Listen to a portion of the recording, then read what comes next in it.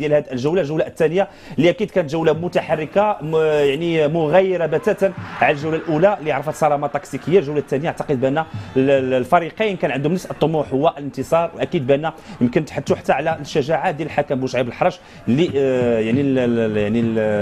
اعلن على جوج ديال ضربات ديال الجزاء. يعني اكيد بان غادي نشاهدوها بالتحليل هشام. فالشوط الثاني كان غني من حيث فرص التسجيل، خصوصا بعد تسجيل فريق النادي القنيطري الهدف الاول.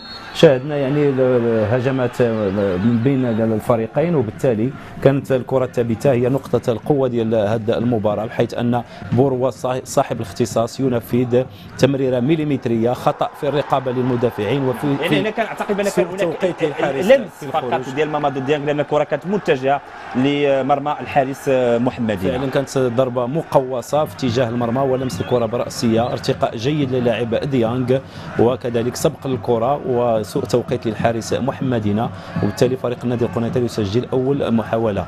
التغييرات التي اقامها يعني المدرب اوسكار ربما كانت لها وقع ايجابي على فريق النادي القنيطري، نفس الشيء بالنسبه ليوسف المريني. فتنظن بانه يعني فطن للمشكل الذي كان يقع فيه فريق اولمبيك خريبكا، وهو ان المحذوفي كان يعني في غير جاهزيته. نعم، المباراه اعلان عن ضربه جزاء.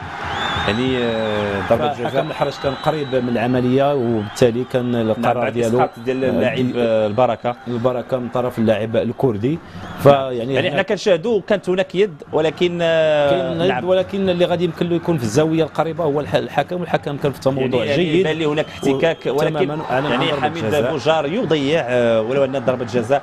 يعني حميد بوجار ما عودناش على تضييع ضربه جزاء، ولكن ثقه زائده من اللاعب بوجار، لانه بكل صراحه ما خداش يعني المليمترات يعني اللي خصو ياخذ، استعمل الحرفيه في قذف الكره، ولكن يعني كانت خارج الاطار، وبالتالي كانت متابعه جيده للحارس بن مويح. نعم، مباشره بعد تضييع ضربه جزاء فريق النادي القنيطري يعني كيحصل على ضربه جزاء كيعلنها مره اخرى بوشعيب الحرج. فهنا كذلك الحارس محمدينا كان انه في غنى انه يعني يحتك مع اللاعب، لان كانت الزاويه اللي شاهدنا يعني ميته عليها. واش كان هناك لمس ديال الحارس محمدينا؟ لا، هو اللمس كان للكره، يعني لا لاحظنا من الزاويه فاللمس كان للكره، وكان الاحتكاك لان اللاعب فهو كان اللاعب الرابح جاي بسرعه كبيره. يمكن انها لاحظ معي الكره، فالحارس محمدينا المس الكره، ولو ان عنده النيه ديال الكره اكثر من العرقله، ولكن كان هناك يعني اصطدام على اي الحكم اعلن على ضربه جزاء. وابرباش يضيف الهدف الثاني، هو هدف الامان وهدف 3 ديال النقاط